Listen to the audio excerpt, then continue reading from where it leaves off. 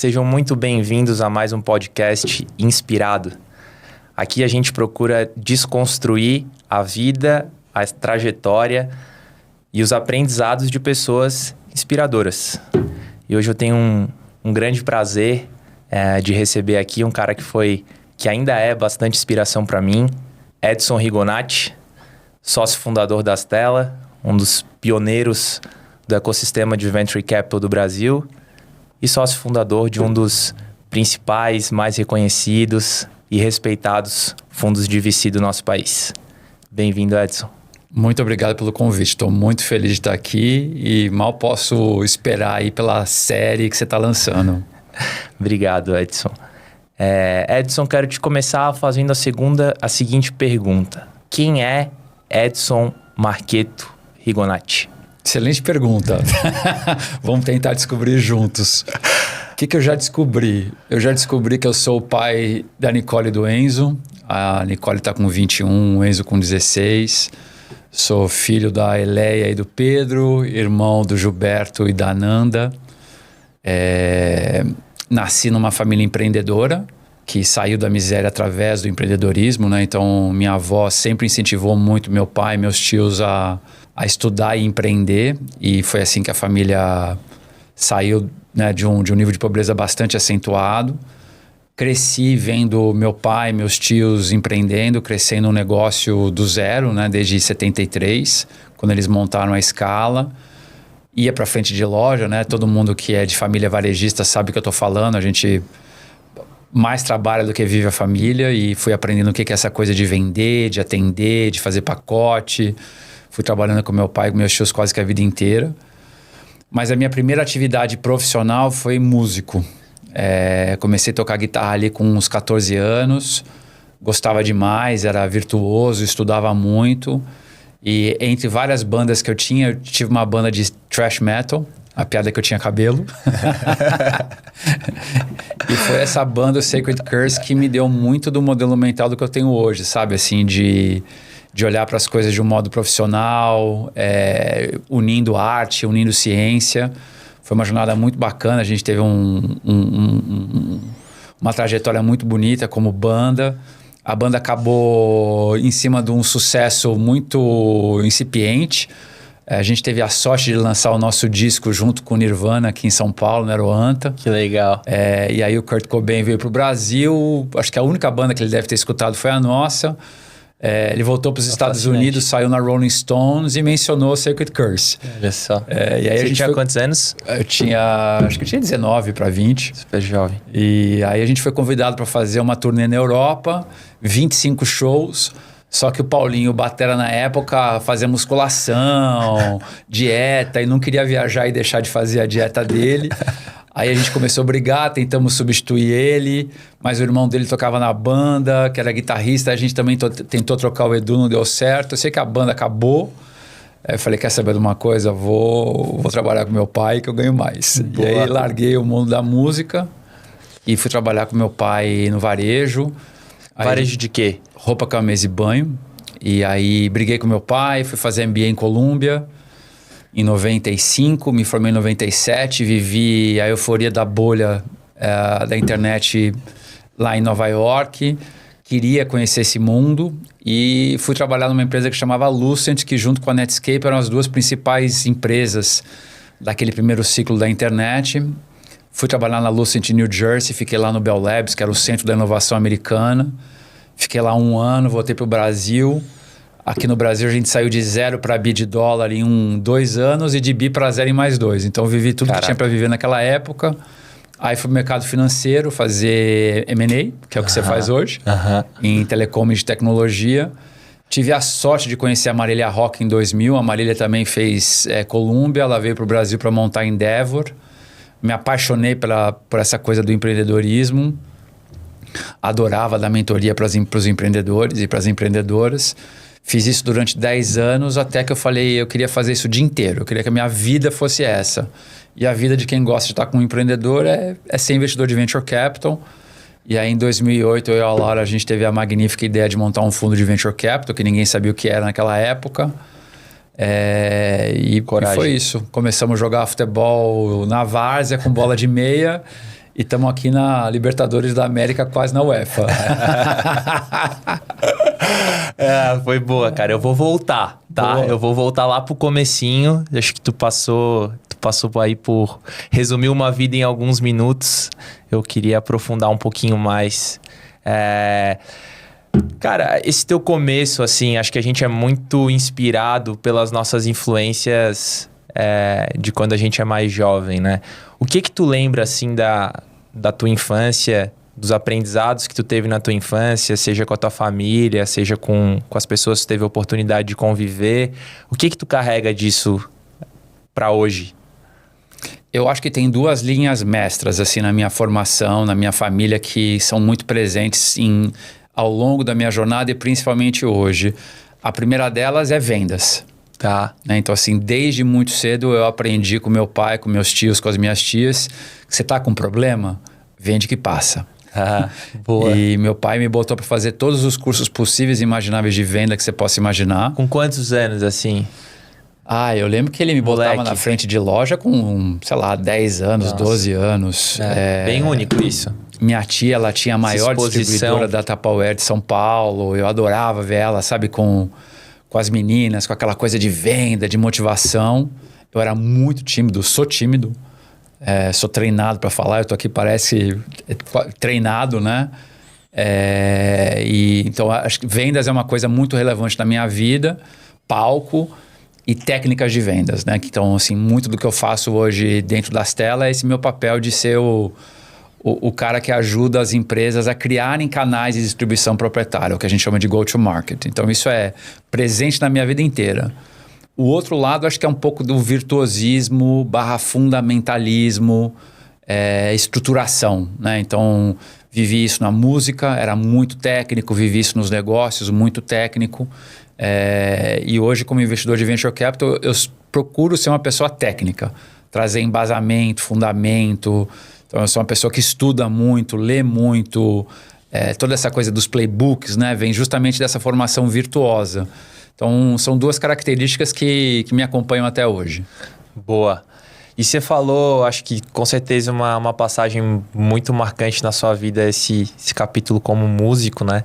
E você falou que isso te formou, te deu bastante skills, modelo mental, e você carrega bastante disso. Discorre um pouco sobre isso, assim, como é que a música te ajudou? Eu acho que essa busca pelo treino, né, pela repetição. Exatamente, né? Ou seja, essa coisa de você treinar deliberadamente horas e horas a fio, a mesma escala, o mesmo riff, até ficar perfeito, né?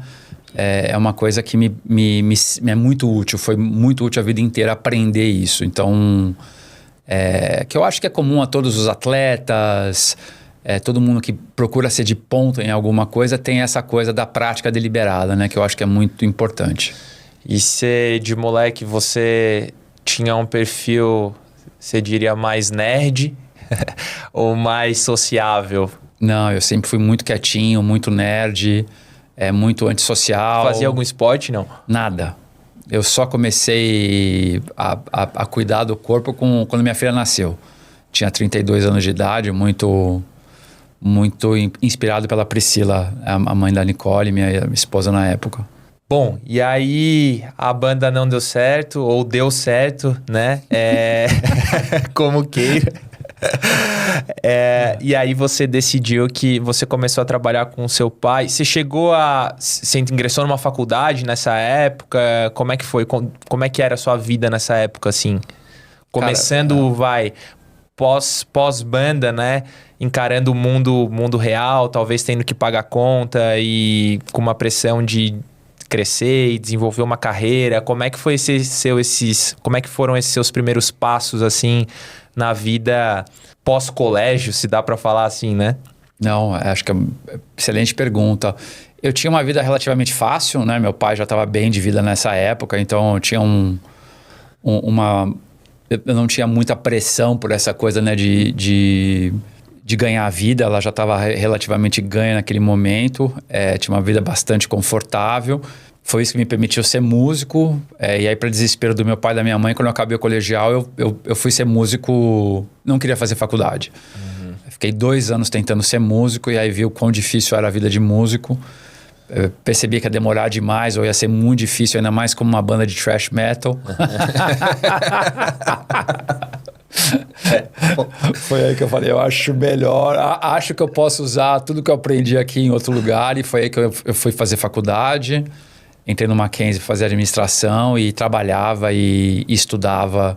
E foi muito bacana porque eu usava muito do dia a dia, né? Geralmente as pessoas vão para faculdade e não sabem o que fazer com aquilo lá, né? Eu vivia tudo aquilo todo dia, o que para mim foi muito legal. Maravilha. E, bom, fez a faculdade, trabalhou com os pais e teve um desentendimento ali, e aí resolveu seguir carreira solo. Qual foi o próximo passo? Fui fazer MBA. Tá, fez em Colômbia, né? Fiz em Colômbia. E aí a minha ideia era voltar para o negócio da família. Só que no meio do meu MBA, meu pai faliu. Certo. E aí realmente eu tive que enfrentar o mundo de verdade. Falar, bom, agora não tem mais dinheiro, preciso terminar de pagar o MBA. Caiu na sua conta? E aí realmente eu tive que ir atrás. E a sorte é de eu estar no MBA, de eu estar em Colômbia. Claro. 97 foi um ano muito bom, né? Tinha uma demanda muito grande por talento. E não foi difícil ter algumas alternativas, algumas opções. E aí eu fui trabalhar nessa empresa americana que chamava Lucent. Lucent. E como é que era o seu trabalho lá? O que você fazia lá? Era um trabalho dos sonhos, porque eu trabalhava num departamento que fazia essa intermediação entre os cientistas e o mercado. Certo. Para quem não conhece, a Lucent era a casa do Bell Labs, que era, né, o principal laboratório de inovação americana, onde quase tudo foi desenvolvido nos Estados Unidos nos últimos 70 anos. Para quem assistiu Oppenheimer, né, grande parte daqueles cientistas eram, né, do Bell Labs. Foi a empresa que inventou o celular, foi a empresa que inventou um monte de coisa que a gente usa hoje. E o meu trabalho era esse, era intermediar, né, o desenvolvimento de tecnologia com o mercado. E aí vim para o Brasil justamente na época da privatização da Telebrás. E aí esse foi você diria, seu primeiro contato assim mais próximo com inovação, com tecnologia, foi nesse momento? Na veia. Pode crer. Vivi e não foi assim, internet. Diferente da galera que programa, que já vem do berço, aquela turma que com 14, 15 anos está escrevendo código. Você não era dessa galera?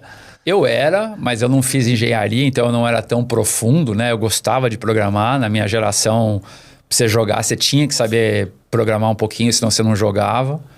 Mas como eu fiz uma formação de negócios, eu estava justamente nesse lugar que a gente chama de Product Management, né? Que é quando você está no meio de vendas e produto, né? Então, você faz essa intermediação, você faz esse meio de campo.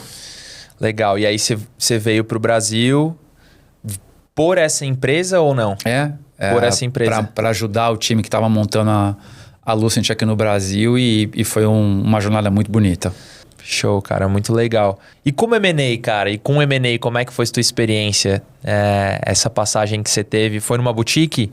Foi numa boutique, começou dentro da Lucent, né? Porque a Lucent tinha uma atividade muito forte de M&A, de comprar outras empresas, de financiar as grandes operadoras para compra dos equipamentos, né? Então, eram negócios de, sei lá, de 600 milhões de dólares, de $1 bilhão, né? Então, que a gente... Mais hardware, compra de equipamentos. Montagem das redes de telecomunicações naquela época eram coisas muito grandes, projetos muito grandes. Perfeito. Então, eu tinha que lidar muito com os bancos de investimento. Foi assim que eu conheci a Laura.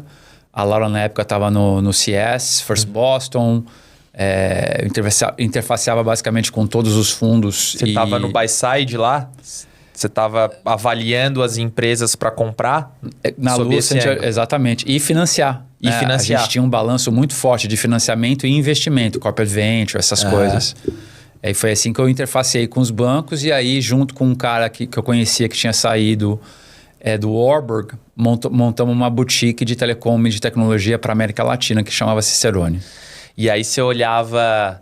Naquela época nem já tinha ISP, Internet Service Provider? Você olhava isso? Olhava de tudo, cara. A gente olhava, na época a gente chamava de Silex, né? As competidoras. Vi o Amos começando montando a GVT. Ajudei o Amos a reestruturar a dívida dele pré-IPO. Legal. A venda da Intelig. a AOL América Latina, todas aquelas empresas que foram sendo desenvolvidas naquela época. É quase que um background de investment banking em tecnologia, infraestrutura, telecom, né? 100%. Legal. E aí você se apaixonou por ajudar empreendedores? Graças à Endeavor. Graças à Endeavor. Graças você à tem uma Endeavor relação bem próxima com a Endeavor, né? Muito. Não seria o que eu sou hoje sem a Endeavor. E como é que você resume em um minuto para quem não conhece a Endeavor, quem é a Endeavor? A Endeavor é uma organização sem fins lucrativos que busca o desenvolvimento econômico através do empreendedorismo. Então, acho que é muito importante notar que em 2000, quando a Marília montou a Endeavor no Brasil, não existia a palavra empreendedorismo no Aurélio. A gente se referia às pessoas como empresários, né? Então, foi graças ao trabalho da Endeavor e tudo que o time fez isso nesses últimos 25 anos é que a gente tem o que a gente tem hoje de infraestrutura, tanto de educação empreendedora, dinheiro e todo esse ecossistema que permite a gente ter essa quantidade estúpida de startups sendo desenvolvidas no Brasil. Legal.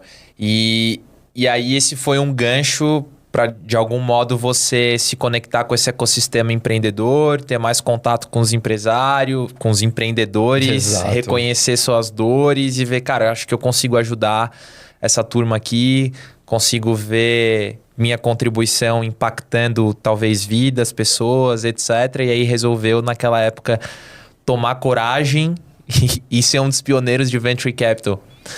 Eu acho assim que tinha um elemento muito interessante. Eu sei que você também é um cara que gosta de fundamento, de achar os padrões, né?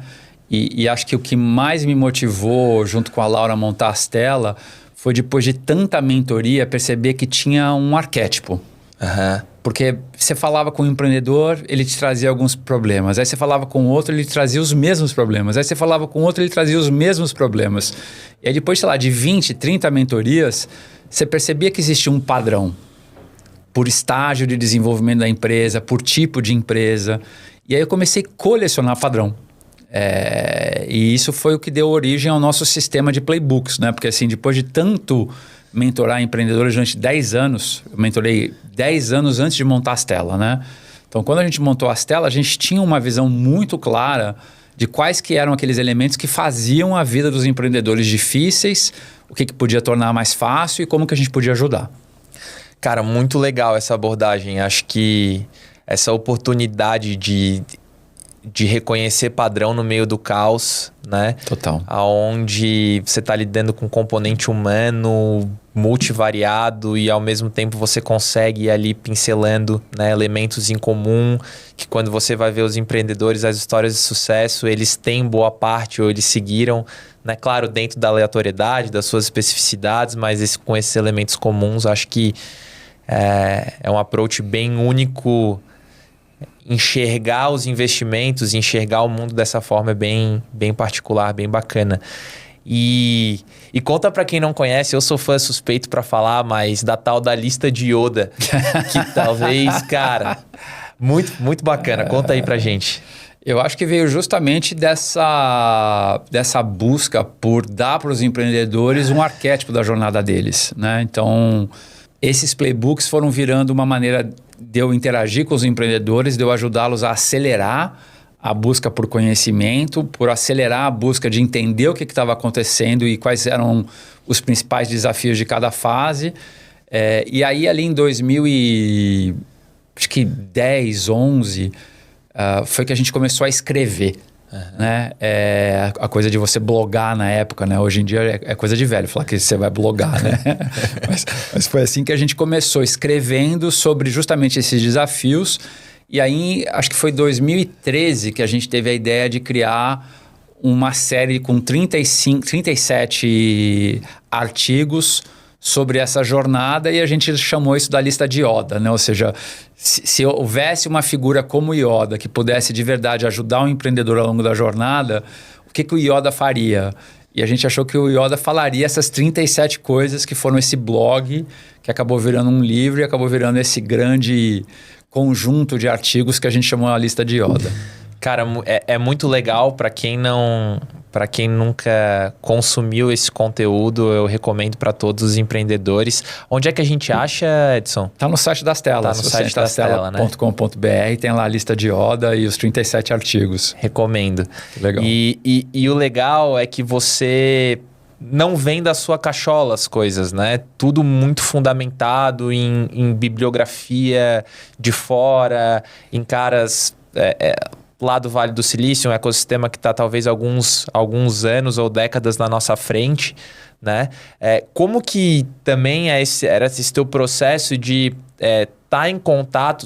A gente olhava para o ecossistema de VC no Brasil naquela época, tudo muito embrionário, e você olhava lá para fora talvez muito mais envolvido. Você viajava muito para os Estados Unidos naquela época. Como é que você buscava esse tipo de conhecimento que... né?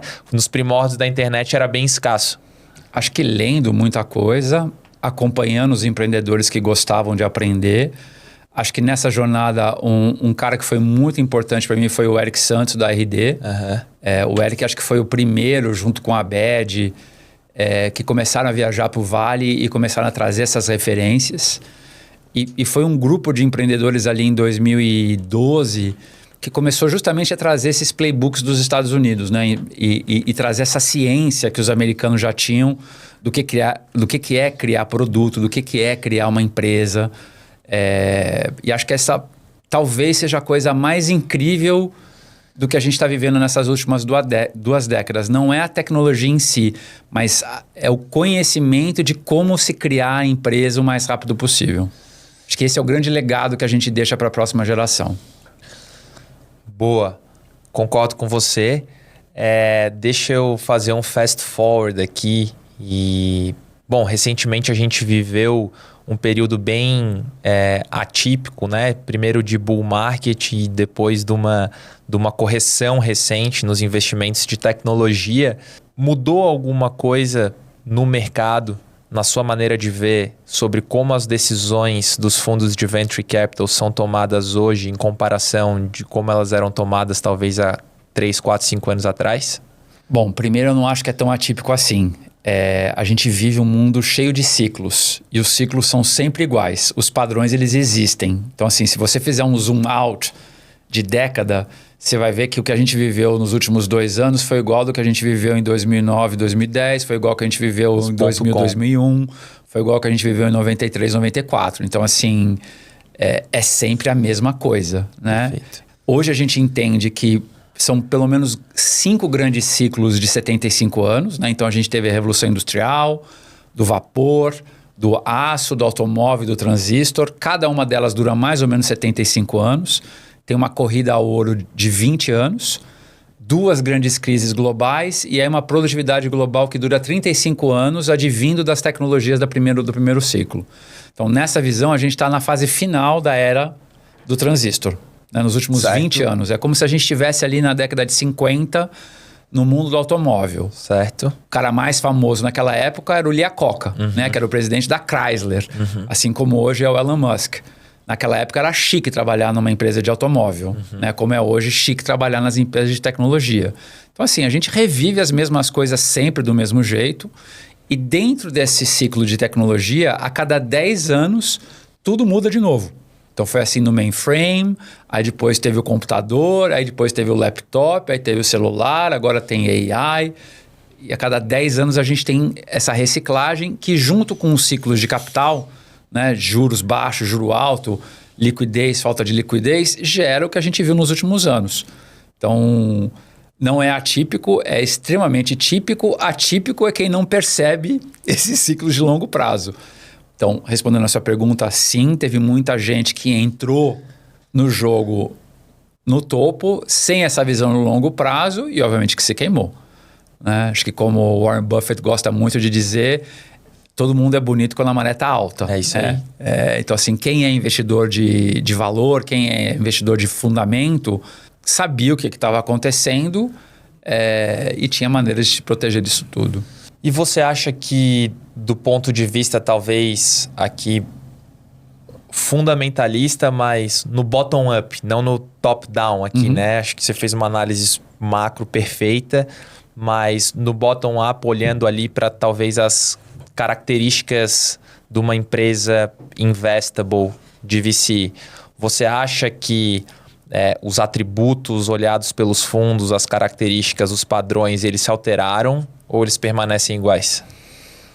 Eles têm diferentes perspectivas de valor, né? Então, assim, os elementos fundamentais continuam sempre o mesmo. A gente brinca que são necessários 5 milagres para se criar uma grande empresa, um unicórnio. Você precisa do milagre do produto, né? Depois você precisa do milagre das vendas, aí você precisa do milagre das operações, o milagre do talento e o milagre da governança. Então, isso não mudou. O que mudou é quanto dinheiro eu coloco em cada uma das etapas e o quão rápido eu coloco. Então, essas são as duas variáveis que mudam de acordo com a liquidez do mercado. A jornada empreendedora, ela é estatisticamente igual à jornada da música, certo, do mercado editorial de livros, do mercado de Hollywood, do mercado de futebol. Então, de cada 1000 meninas que gravam uma demo, só tem uma Anitta. Perfeito. De mil caras que escrevem um manuscrito, só tem um Paulo Coelho. De cada 1000 meninas que desfilam, só tem uma Gisele Bündchen. De cada 1000 empreendedores, só tem um unicórnio. De cada 1000 pessoas que chegam em Katmandu, só tem um que chega no topo do Monte Everest. É a mesma estatística. Então, de cada 1000 que chegam em Katmandu, que é o anjo, o pre-seed, só 100 chegam no Basecamp. Perfeito. Que é o seed. 25 na série A, que é o P1, 12, 6, 3, 1. A gente nunca sabe o que é que vai fazer o 1 chegar lá. Mas a gente sabe o que acontece com os 999. Então, por que 999 não chegam no unicórnio? 25% dele dá errado por questões de time. Os empreendedores e as empreendedoras não tinham experiência nenhuma para fazer o que estavam fazendo, não tinham time e não tinham uma estrutura societária adequada. Então, 25% cai no meio do caminho por questões de gente. 25% não chega lá por questões de recurso, de dinheiro. Muita água mata a plantinha, pouca água mata a plantinha. Então, para sair do aeroporto e chegar no Basecamp, são necessários de 500 a $1 milhão. Não dá para você começar uma empresa com menos que isso. Se você começa com $250 mil, a chance de você dar errado é muito maior. Se você começa com $10 milhões, também a chance é maior de dar errado. Certo. Então, dosagem faz toda a diferença. 25% fica no meio do caminho por questões de dosagem. 25% fica no meio do caminho porque não consegue criar empresa. É uma questão sociológica, não tem nada a ver com tecnologia. Toda empresa, quando começa, é uma família com 5, 10 pessoas. Se ela dá um pouquinho certo, ela vira uma tribo com 10, 50 pessoas. Se a tribo dá certo, vira uma vila com 100, 200 pessoas. Se a vila dá certo, vira uma cidade com 500 pessoas. Se a cidade dá certo, vira um país, uma nação com 1000 pessoas. E aí tem pai de família que não vira cacique, tem cacique que não vira prefeita, tem prefeita que não vira presidente. Então não se cria uma organização, 25%. E 25% é produto. Eu faço uma coisa que ninguém quer, ou eu faço alguma coisa que alguém fez melhor e mais barato do que eu. Então, quando você aprende os fundamentos do empreendedorismo, aí sim você começa a poder criar estratégias de como investir nesse tipo de ativo. Perfeito. Que aula, hein? Gostei. Cara, bom que você simplificou uma coisa muito complexa e de um framework que fez todo sentido. E eu acho que eu já li isso em alguns dos seus materiais lá, mas você colocando agora fez muito mais sentido na minha cabeça. E uma coisa que eu sempre me pergunto também é o seguinte, a gente fala muito dos unicórnios, as empresas com valuation acima de $1 bilhão e nessa busca dos fundos de VC em achar essas empresas, né? Eu entendo que há uma matemática também de que por mais eficiente você seja na seleção, na identificação desses padrões e assertivo com o seu capital, você vai errar, né? E pelo que eu entendo da matemática, o unicórnio ou alguns unicórnios, eles acabam pagando a rentabilidade do fundo ou sendo os grandes responsáveis por dar o retorno do fundo. Quando eu olho para colegas empreendedores, e eu sou empreendedor de tecnologia também, muitos propósitos das empresas de tecnologia ou desses empreendedores não é criar uma empresa de $1 bilhão, seja pelo trabalho, complexidade, mercados e afins, né? Mas acontece que essas empresas talvez precisem de financiamento ao longo da jornada. Não sei se eu vou conseguir agora traduzir isso numa pergunta só, mas você não acha que tem uma escassez de capital para excelentes projetos de tecnologia que não vão virar unicórnio? E eu vou fazer mais um add-up. E que mais? Você também não acha que não dá para criar uma estratégia de venture capital capaz de fundear essas empresas e também dar um retorno interessante para os seus cotistas? A resposta é sim, óbvio que dá. A questão passa por 2 elementos. Primeiro, qual que é o custo do dinheiro e a expectativa de quem investe em você? Tá. 2, a tua capacidade de atrair bons empreendedores. Então, esses são os 2 elementos críticos que definem uma tese de investimento em empreendedores. Vamos olhar primeiro para a questão do custo do dinheiro. Qual que é a expectativa do investidor?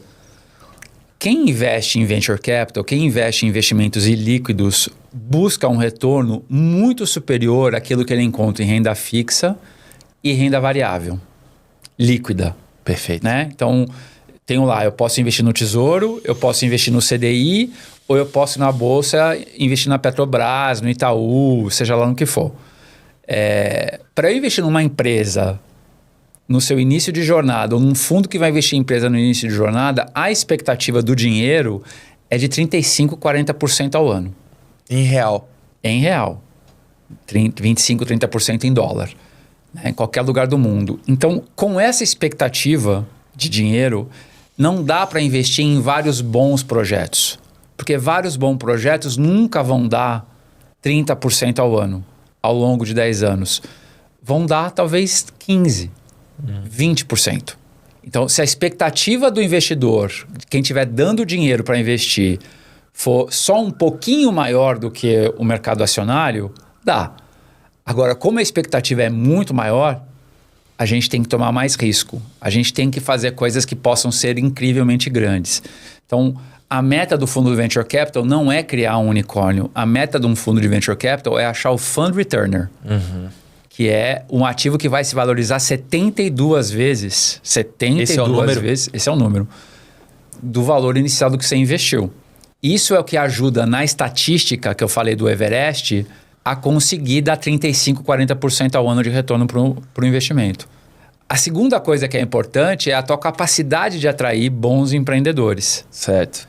Né? Então, a coisa do Tostines, vende mais porque está fresquinho ou está fresquinho porque vende mais? Como é que eu faço para atrair esse cara para mim, né? Exatamente. Não perder para o meu coleguinha que também quer investir. Exatamente. E aí, essa competição do lado do empreendedor, ela te leva para coisas grandes. Porque o empreendedor, ele vai querer um investidor que está nos campeões. Claro.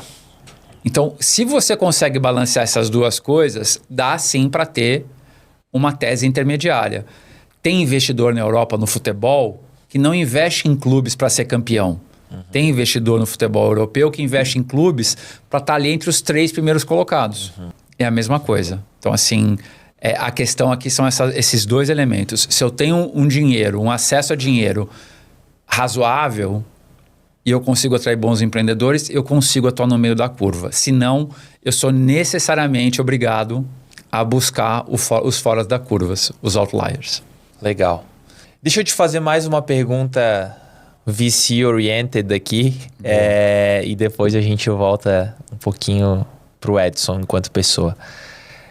E como você acha que esses... A gente falou bastante aqui dessa abordagem quantitativa, de achar padrões e dessa maneira um pouco mais científica de olhar para o mercado de venture capital.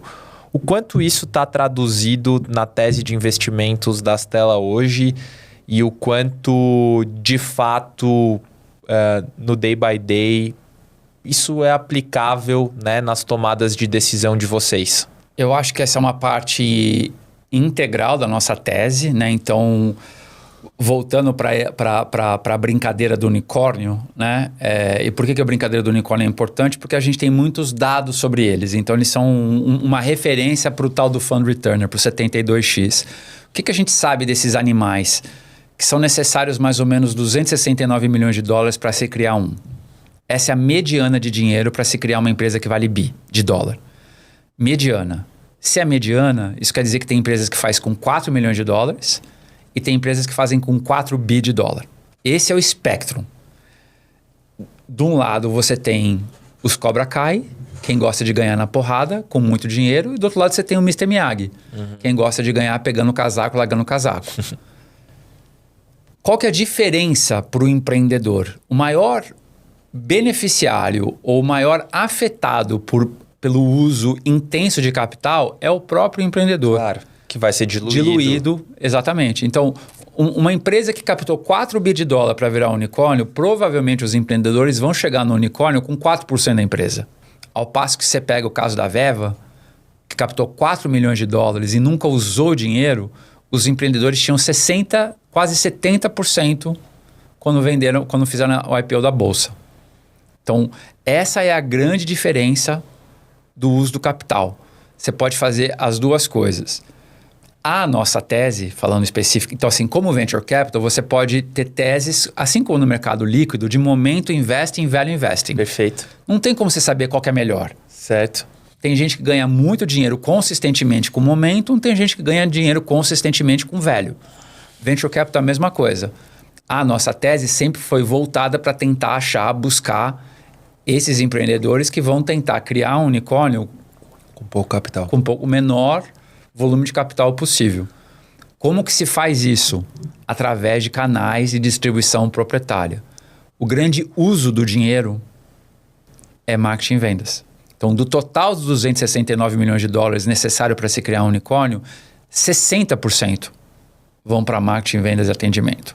Então, se eu sei vender de uma maneira barata, orgânica, a chance de eu criar isso é muito alta, que é o que a gente busca como investidor de Venture Capital aqui no Brasil. Empreendedores de tecnologia que tenham ou queiram criar canais de distribuição proprietário para crescer com propriedade e não depender só de capital externo.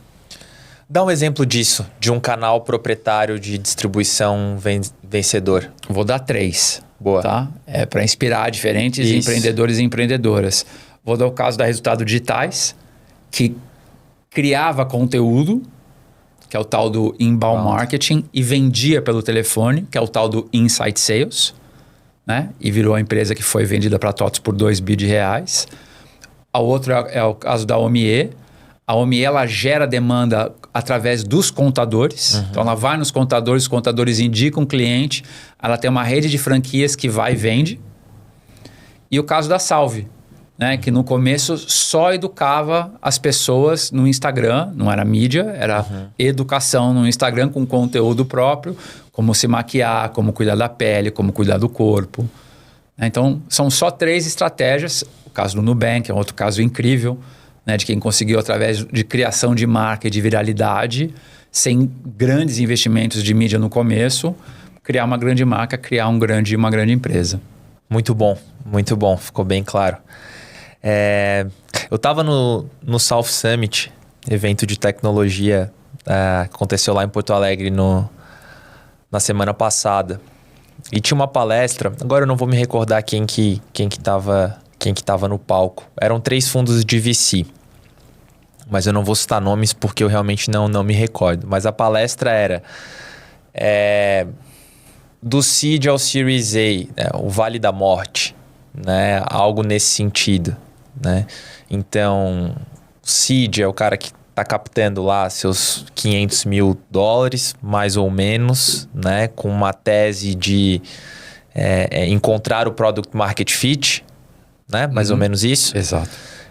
E no Series A, na teoria, você já tem o Product Market Fit validado e você está buscando dinheiro para escalar algo que já está dando certo, correto? Corretíssimo. Boa. Que dicas você poderia dar para um empreendedor que está nesse estágio, né? Porque a gente tem aí esse conceito de Product Market Fit, que tem algumas definições e que elas não são tão exatas assim, né? E que é um bicho que muitas vezes é difícil de reconhecer na prática, né? Pô, tô fazendo lancei um produto, tô vendendo, será que essa minha taxa de crescimento eu já tenho um Product Market Fit ou não? Né? Será que... Enfim, acaba sendo um ponto bem...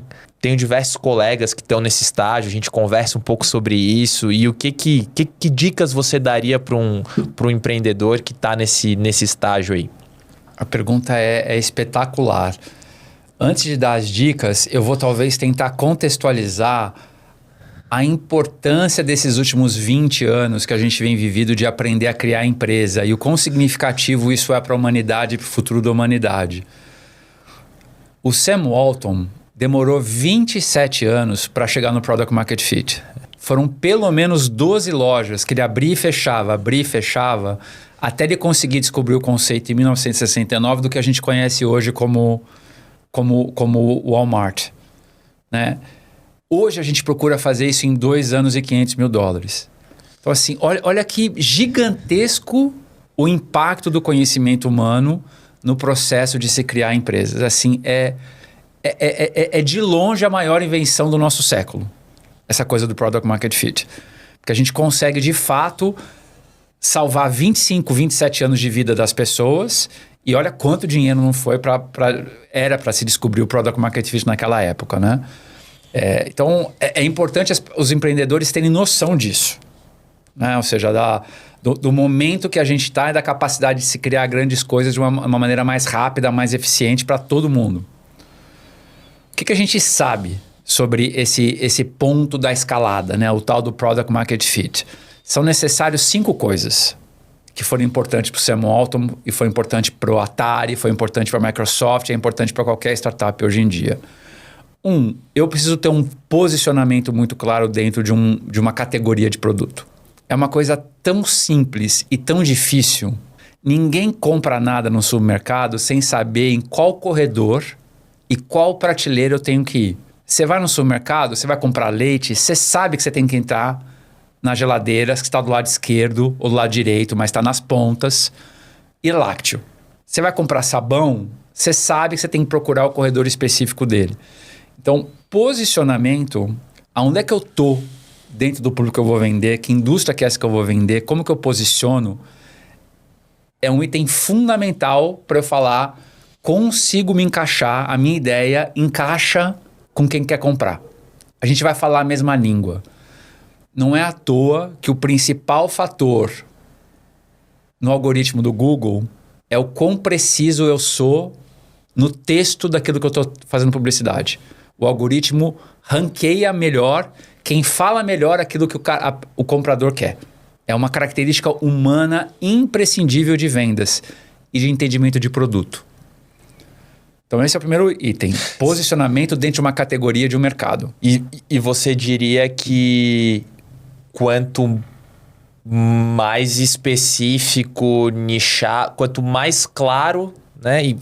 Acho que o empreendedor nesse estágio é comum ele querer comunicar com diversos mercados ou não ter muito claro quem é o cliente dele ou tentar buscar uma fatia de mercado muito grande. Isso acontece, né? Nossa, com todos os empreendedores. Essa é a bucha. Eu brinco que é o desafio da Normandia. Todo empreendedora quer conquistar a Europa. Tá tudo certo. E a gente está aqui para conquistar a Europa. O problema é que eles e elas querem invadir a Europa pelo Bósforo, por todas as praias da Itália, todas as praias da França e nunca a Normandia. Mas tem um motivo humano para isso. Porque quando você foca, a chance de morte aumenta. Porque se errar, errou. A questão é que quando você divide os esforços em diferentes personas, em diferentes praias, a chance de você invadir é maior. Mas a questão é, você vai invadir, você vai desembarcar, mas aí você não vai conseguir conquistar a França. Exato. Aí você nunca vai conseguir conquistar a Europa. Então, a chance de morte diminui, mas a chance de mediocridade aumenta drasticamente. Perfeito. Então, posicionamento tem tudo a ver com foco. Tudo a ver com foco e tudo a ver com um ponto de desembarque. Perfeito. Vamos para o quarto item. O outro item é produto, né? E aí começa a entrar coisas relacionadas a foco. É eu desenvolver um produto para todos os habitantes da Europa, em vez de eu desenvolver alguma coisa específica para quem está ali na Normandia. Perfeito. Né? Para eu conseguir desenvolver alguma coisa que faça sentido, que as pessoas usem, gostem, dependam. Né? Não é à toa que uma das principais métricas nesse começo não é quanto que eu estou faturando, mas se as pessoas estão usando o meu produto e o quanto que elas dependem do meu produto no dia a dia delas. Né? Tem essa pesquisa que se de todos os meus usuários, 40% não viveriam sem o meu produto, é prova cabal que o meu produto tem product fit. Legal. Então, se eu tenho um product fit com um bom posicionamento num bom mercado, metade está resolvido. Aí eu preciso para o terceiro bloco, que é eu preciso vender. Uhum. Como que eu vou fazer as pessoas saberem em escala que eu existo e como que eu vou, né, chegar nessas pessoas? Entra aí essas diferentes dinâmicas de geração de demanda e como é que eu fecho venda. Outro grande problema, né, dos empreendedores e das empreendedoras. Querem vender de todos os jeitos possíveis e imagináveis. Uhum. Então, além de invadir todas as praias, eles querem fazer desembarque pela Marinha, Aeronáutica, Exército, Paraquedas. Né? Então, que é o Insight Sales, o Field Sales, os canais, Product-Led Growth. Então, assim, tem que se escolher. Eu vou invadir com o quê? Qual que é, né, a força armada mais importante para mim no desembarque? E ficar ninja nesse canal de venda. O quarto é o modelo de negócios. Como é que eu vou ganhar dinheiro? Né? Então, tem gente que... o que importa é quantos usuários eu tenho. A gente acredita que não. Que você tem que saber como que você vai ganhar dinheiro. Né? Ou seja, qual que margem bruta que você vai ter, é recorrente, não é recorrente, é replicável, não é replicável. E o quinto item é o time. Né? Tem esse conceito do Navy SEAL, que eles só fazem missão com um número mínimo de soldados para ter todas as especialidades necessárias numa missão. Né? Às vezes são 5, às vezes são 12 pessoas. Então, eu preciso ter a quantidade de gente necessária que conheça de produto, de go-to-market, business development e gente. Às vezes, eu só tenho 2 dessas 5 competências. E aí eu não consigo desenvolver, demora mais. Então, na nossa visão, esses são 5 elementos que ajudam alguém a chegar no Product Market Fit. A próxima questão é quanto tempo demora para eu chegar no Product Market Fit? Tem 2 definições que eu adoro. E as 2 chegam mais ou menos no mesmo lugar quantitativo. Né? O Steve Blank e eu esqueci o nome do cara de produto do Silicon Valley Product Group, fugiu o nome dele agora, mas ambos chegam mais ou menos nessa estimativa que o Product Market Fit são necessárias entre 600 e 800 tomadas de decisão. Caraca. Então assim, eu vou lançar uma pasta de dente. Vamos pegar uma pasta de dente? Qual que é a cor do tubo? Uma decisão. Qual que é o formato do tubo? Segunda decisão.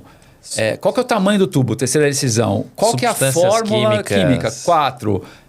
Nome. 600, 800. Vou vender no supermercado, vou vender online. Vou fazer publicidade, não sei o que. Tudo esses 5 itens, 600 a 800 tomadas de decisão. Se cada decisão tiver 10 hipóteses... e geralmente são mais, eu estou falando de 6.000 a 8.000 hipóteses.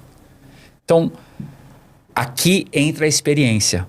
Quem tem 10.000 horas de alguma coisa, passa por essas 600, 800 decisões mais rápido do que quem tem que aprender a achar as hipóteses, escolher as hipóteses e executar. Então, aqui, experiência faz toda a diferença. E é por isso que a gente está diante da melhor safra de empreendedores da história do Brasil. 2024 vai ser o primeiro ano que os principais fundos de Venture Capital vão investir mais em empreendedores e empreendedoras de segunda a terceira viagem do que de primeira viagem. É por isso que eu acho que Brasil 2024 é Israel 2009. Porque 2009 foi o primeiro ano que em Israel os fundos começaram a investir mais em marinheiro de segunda viagem do que de primeira viagem. Isso é muito significativo. E é por isso que as pessoas têm que empreender, porque geralmente só dá certo na terceira vez. quando você tem as 10 mil horas. Boa. Boa. Gostei, cara. Acho que com certeza os empreendedores que estão ouvindo aí se identificaram e aprenderam. E com certeza vão levar alguma coisa na bagagem para ajudar no dia a dia, né, para as tomadas de decisão. Deixa eu sair um pouco de VC e dessa pegada do papo que a gente estava e voltar um pouco pro Edson enquanto pessoa, assim. O dia tem o mesmo número de horas para todo mundo, né? A semana também tem o mesmo número de dias e acho que cada vez mais com o excesso de informação e de facilidade que a gente tem, como a gente escolhe alocar o nosso tempo, talvez é uma das decisões mais importantes que a gente tem que tomar, né? E as renúncias de você alocar o tempo com coisas boas para ter tempo suficiente para alocar para as ótimas, né? Tempo sobrando para alocar para as ótimas. Que estratégias você usa? Como é que você gerencia o seu tempo no seu dia a dia? Você usa algum framework? Como é que você organiza a sua agenda? Como é que você lida com essa questão de alocação de tempo das suas horas multifacetadas aí no dia a dia? Hoje em dia, com mais ciência, né? Então, assim, eu acho que nos últimos 3 anos eu tenho procurado trazer um pouco mais de ciência para essa gestão da agenda. Mas eu acho que grande parte da minha vida foi na força bruta, sabe? Tratorando. 14 horas, 15 horas por dia. Voltando um pouco para aquela pergunta, né? Da incepção da minha carreira como músico, como empreendedor, que é essa coisa que você... Família empreendedora, você trabalha todo dia, toda hora, final de semana, varejo não tem Natal, não tem nada, né? Então, eu acho que grande parte da minha vida foi 14, 15 horas por dia. Você acha isso indispensável para o sucesso? Primeiro, a gente pode conversar sobre o que quer dizer sucesso, né? É uma conversa em si... Perfeito. Sobre diferentes ângulos. Eu acho que para você ser bom em alguma coisa, que é diferente das diferentes definições de sucesso, eu acho que você precisa de 10, 20 mil horas. E 10 mil horas em 5 anos é uma coisa, 10 mil horas em 10 anos é outra coisa. Então tá implícito, né? Uma renúncia grande e um foco absurdo para você ser extraordinário. Psicopata em alguma coisa. É isso. É isso. Eu acredito nisso, mas recentemente tenho dado muito valor assim pro equilíbrio e colocado uma atenção especial na saúde mental mesmo, né? Porque às vezes aquela hora que a gente fica adicional no trabalho, debruçando naquele problema, tem um efeito colateral negativo de estresse e a própria tomada de decisão que vem influenciada ali pelo aquele overload, ela acaba sendo não tão limpa, ela acaba um pouco ofuscada ali. Você utiliza você se policia nesse sentido de alguma maneira com relação ao seu equilíbrio para não descambar para um overwork, assim, de alguma maneira? Que estratégia você usa para, de alguma maneira... Como é que você vê isso? Hoje em dia, sim, né? Mas, de novo, eu tô com 53 anos de idade. Caraca, você parece ter 10 a menos. Já subi a montanha. É bem mais fácil falar disso agora, né? Claro. Eu acredito, sim, que deva ter maneiras mais humanas de lidar com essa escalada. Acredito demais na questão da saúde mental, né? Além da saúde física. Acho que quanto mais cedo as pessoas têm acesso ao que é saúde mental e como cuidar dela, mais rápido você consegue balancear a qualidade do que você faz. Hoje eu acredito demais na questão aí da cultura hebraica, né? Que prega o sábado, né? Um dia por semana de absoluto dedicação ao parar, né? A você meditar várias vezes ao dia, você descansar várias vezes ao dia para se tornar cada vez mais produtivo. Eu consigo ver isso cada vez mais presente nos mais jovens e eu acho que os mais jovens vão conseguir subir de maneira mais eficiente que a gente subiu. De que maneiras você adquire conhecimento hoje, preponderantemente? Você é um cara mais de livro, um cara mais de blog, um cara mais de podcast, um pouco de tudo, de conversa? Como é que você... Eu sempre fui de livro. A cultura americana tem esses dois grandes estereótipos, né? Eles chamam de book-wise e street-wise. Quem aprende nos livros e quem aprende na rua. Eu nunca fui um menino de rua, eu sempre fui um menino de biblioteca. Então eu sou muito eficiente em leitura, eu leio muito e é assim que eu aprendo. E o meu esforço ao longo da vida é dosar um pouco mais com a rua. Porque eu tendo a ser muito teórico, né? Então... procuro fortalecer o que eu sou bom, que é aprender em fontes, principalmente livros, blogs. Não sou muito bom de podcasts. E tento cada vez mais aprender conversando, na prática. Uma pergunta difícil agora. Se você tivesse que indicar 3 livros para o empreendedor brasileiro hoje, nos tempos atuais, que livros você indicaria? Muito fácil. Essa pergunta não é difícil, não. Não é difícil? Não é difícil, não. Que bom. A primeira delas é o Four Steps to Epiphany, do Steve Blank. Para mim, assim, de longe, o melhor framework, modelo mental, não só do que é Product Market Fit, mas como você replicar Product Market Fits ao longo da vida de uma empresa. Porque uma empresa é feita de vários Product Market Fits, né? Então, sim, é um bojo de conhecimento muito importante para a jornada inteira. O segundo livro que eu recomendo é Scale, do Jeffrey West. O Jeffrey West, ele é um biólogo físico e ele escreve sobre os princípios do crescimento. Por que a gente tem o tamanho que a gente tem, por que a baleia tem o tamanho que ela tem, por que a sequoia tem o tamanho da árvore da sequoia, por que as cidades são grandes, como que um vírus se espalha. Então, existe uma biologia do crescimento. E o que a gente tenta fazer numa empresa, numa startup, numa scale-up, é replicar os modelos biológicos de crescimento que existem, né? Então, não tem nada diferente de tentar criar um unicórnio do coronavírus.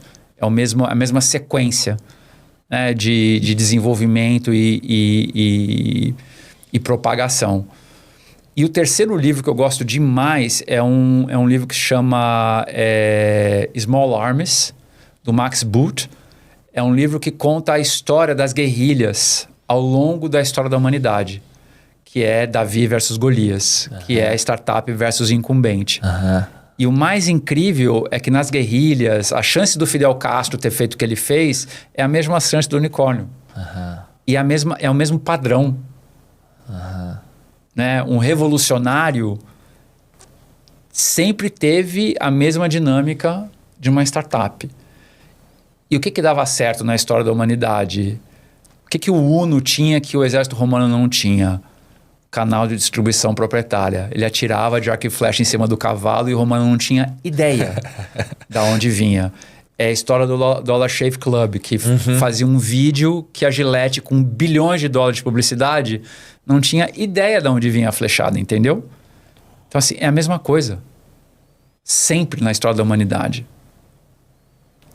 Então, se a gente lê a história, a gente replica os mesmos padrões, né? E acho que esses 3 livros trazem justamente essa perspectiva do padrão biológico, do padrão militar e do padrão tecnológico, que é o Steve Blank. Boa, excelente. Steve Blank eu já li, muito bom mesmo, os dois vão para a lista aqui. Boa. Estamos chegando aqui já mais para o final, Edson. Queria te pedir primeiro para deixar uma mensagem para os empreendedores aí que estão te ouvindo e para o público de um modo geral.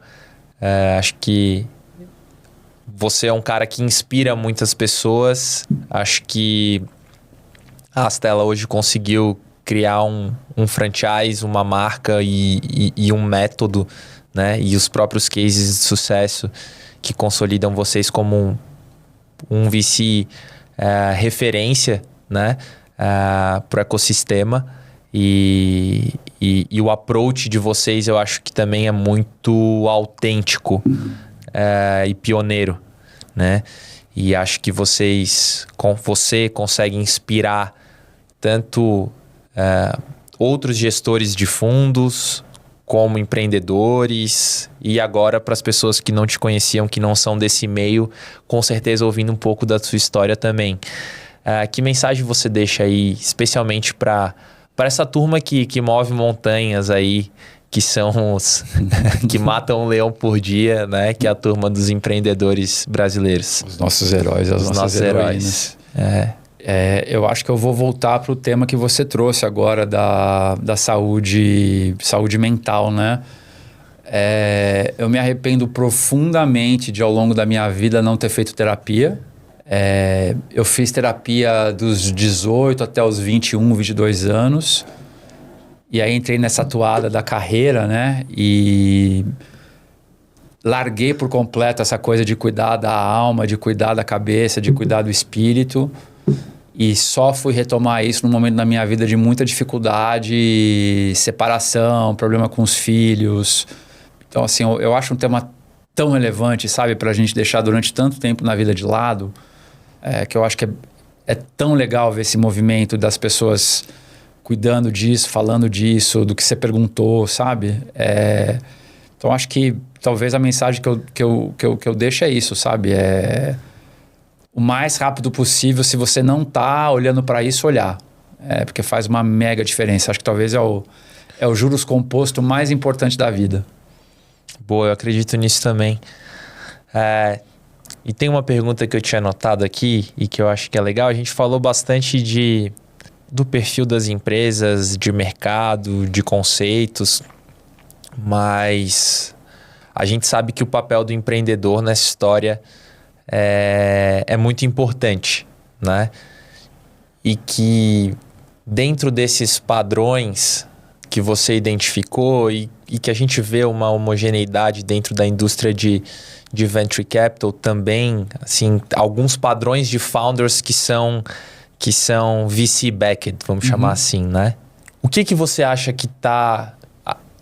Qual que é a essência que tá por trás desses padrões, assim, né? Pra turma que talvez não conhece mais disso, né? Mas a gente tem alguns padrões de talvez um conhecimento técnico um pouco mais aprofundado, ter feito um MBA, uma faculdade fora, né?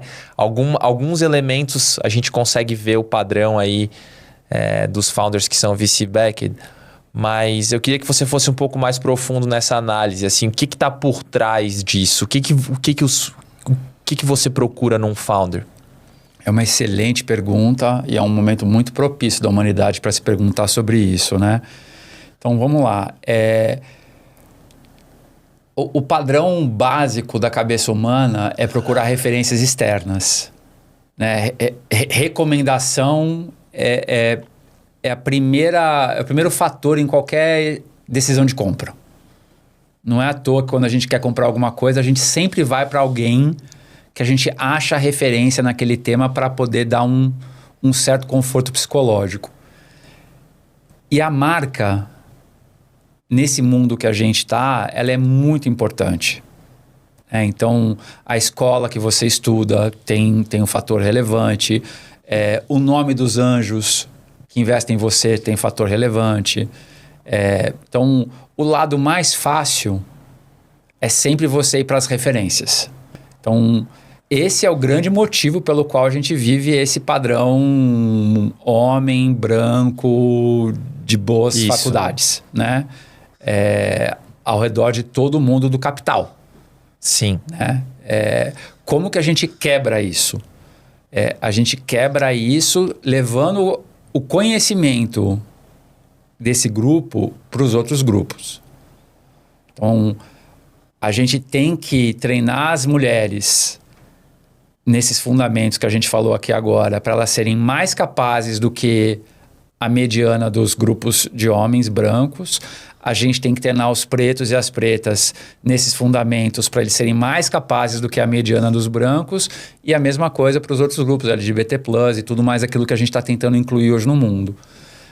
Ao longo dos últimos 2 anos, a gente tem tentado intensificar a nossa troca com esses grupos para a gente aprender o que é necessário para ter mais mulher, o que é necessário para ter mais preto, o que é necessário para ter mais gay, né? Empreendendo. Porque os mercados que esses empreendedores e essas empreendedoras elas vão buscar é diferente dos mercados que os homens brancos de boas faculdades vão procurar. Mas existe sim um gap de conhecimento básico, que aí olhando do ponto de vista de investimento, para quem está procurando alfa, para quem está procurando os 35%, 40% de retorno ao ano, faz bastante diferença na chance de você conseguir esse resultado.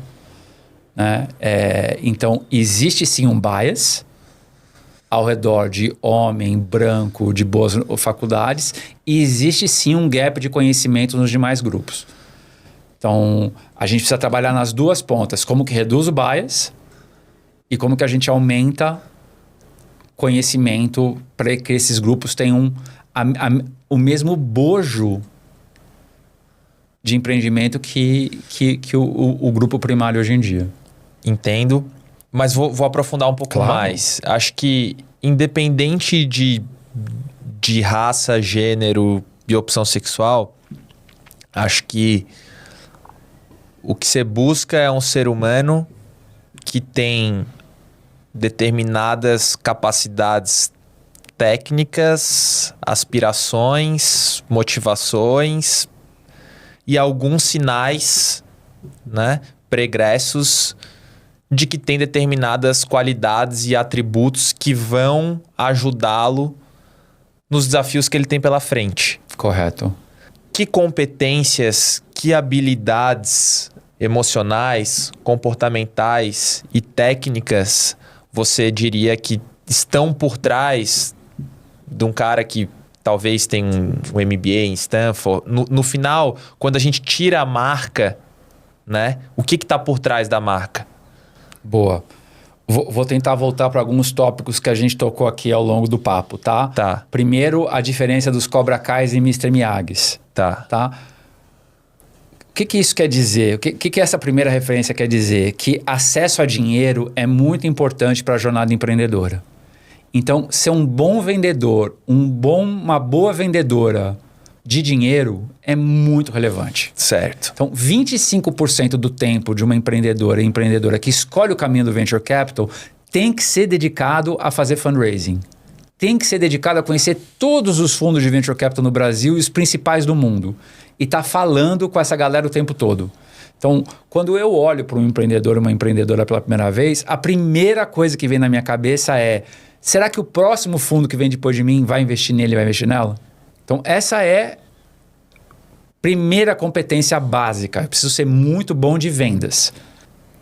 Segunda coisa básica, eu preciso ser muito bom de produto. Aí eu preciso ser muito bom de vendas. Aí eu preciso ser muito bom de gente. Então, essas são as 4 coisas necessárias para se criar uma grande empresa. Alguém que vai atrair muito dinheiro, alguém que vai conseguir construir um bom produto, alguém que vai conseguir atrair cliente e alguém que vai conseguir atrair gente o suficiente para se criar uma grande empresa. É isso que eu estou olhando quando eu vejo um empreendedor, uma empreendedora na minha frente. Muito difícil você ter todas as características numa pessoa só, né? Senão esse cara, pô. Mas eu entendo que no mundo ideal você tem founders que se complementam, exato, né? Com essas habilidades e com essas competências. Sim, é verdade, mas existe uma preponderância do principal founder, da principal founder. Claro. Então, sim, o time é imprescindível, mas existe uma necessidade de uma capacitação além do tradicional na principal força energética de uma empresa. A pessoa tem um papel fundamental no negócio. É uma carga pesada, difícil, mas a energia messiânica necessária para se criar uma grande empresa geralmente está em uma pessoa. Ou primordialmente em uma pessoa. Bem interessante essa visão. Acho que os founders, CEOs aí acabaram de receber uma carga adicional de Sem dúvida. responsabilidade depois da tua fala. E há uma discussão para essa coisa da saúde mental. Também. Né? Porque como é que você vive com essa pressão e com essa busca de ser além... É uma reflexão que tem que ser trazida para a mesa até para as próprias escolhas de vida, né? Exato. Serem tomadas de forma mais responsável. Exatamente. Mas sabendo que o que te espera pela frente de um founder que quer seguir uma trilha de venture capital, que quer escalar nesse mundo tão competitivo, é uma vida de renúncias, é uma vida de dedicação muito acima da média, né? Porque no final do dia, como a gente viu aí, as estatísticas de cada 72 investimentos, um vira unicórnio, é isso? Não, de cada 1000... 72 para 1, qual que era? 72 é o que a gente busca de retorno. Ah, tá. 72 vezes o capital. É um unicórnio para cada 1000 unicórnio para cada 1000 startups. pessoas. Para cada 1000 startups. É uma matemática radical. ingrata, Sem radical. dúvida. Bom, já falamos aí, acho que você já deu... A gente foi para um recado final e aí a gente engatou de novo num papo que tava bom demais. Queria pedir, Edson, primeiro te agradecer aqui pelo teu tempo. Podia ficar conversando com você aqui horas. Aprendi bastante aqui, acho que a galera que está nos ouvindo também. Peço para você deixar os seus contatos aqui, quem quiser te acompanhar, te seguir, seus conteúdos nas suas redes aí, fica à vontade. E também para deixar uma última mensagem para a galera. Eu acho que quem quiser, acho que mais informação sobre tudo isso que a gente falou, a gente escreve, publica muita coisa, então recomendo as pessoas visitarem o nosso site, astela.com.br, tem muito conteúdo, escutar o nosso podcast também, que é uma maneira que a gente desenvolveu de compartilhar, né, todo esse conhecimento com mais gente. E o pedido que eu deixo para os empreendedores e para as empreendedoras que estão escutando é compartilhem os seus aprendizados. Escrevam, publiquem erros, publiquem conquistas, publiquem suas fórmulas, seus jeitos. É só assim que a gente vai conseguir construir uma biblioteca gigante de empreendedores aqui no Brasil, né? Então, se todo mundo publicar alguma coisa que aprendeu no mês, a gente teria muita coisa para ensinar para todo mundo. Show. Pessoal, obrigado. Espero que tenham gostado. Esse foi o Edson Rigonati, sócio fundador da Astela, aqui no Inspirado Podcast. Valeu. Obrigado.